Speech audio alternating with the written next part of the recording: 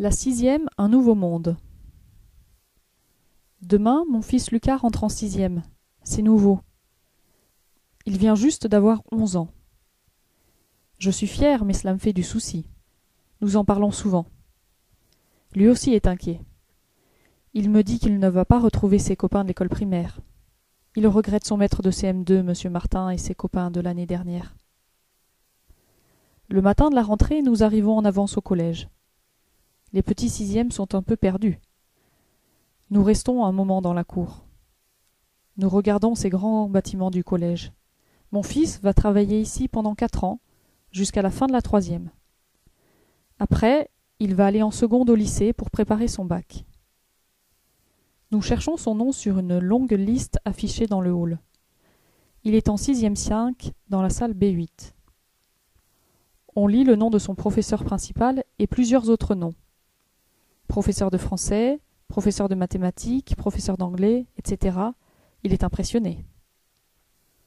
Je l'accompagne dans de longs couloirs et des escaliers. Nous trouvons avec difficulté la salle B8. Beaucoup d'enfants sont déjà assis devant des bureaux.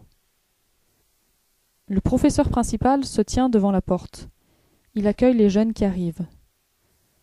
Maintenant, je dois dire au revoir à mon garçon. Je repars toute seule. Dans le couloir, une maman s'avance vers moi. Elle me parle. Nous avons de la chance. Nos enfants sont dans la même sixième. Ils ont pour professeur principal monsieur Voisin. Il est très gentil. Ma fille aînée l'a eu comme professeur de français il y a 2 ans. Tous les enfants l'adorent. Je lui fais un sourire pour lui dire merci. Mais il me semble que je l'ai déjà vue quelque part. Ah oui, bien sûr. Elle habite dans l'immeuble en face du mien. Nous partons ensemble. Nous sommes contentes de parler, d'échanger nos impressions. Nous vivons la même chose. Devant la porte d'entrée, elle me propose de venir prendre un café chez elle. Pourquoi pas? J'accepte.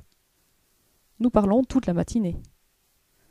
Maintenant, son fils est le meilleur copain de Lucas. Ils font souvent leurs devoirs ensemble, chez elle ou chez moi. À la fin du trimestre, tous les deux ont eu les félicitations. Cette voisine est devenue ma meilleure amie.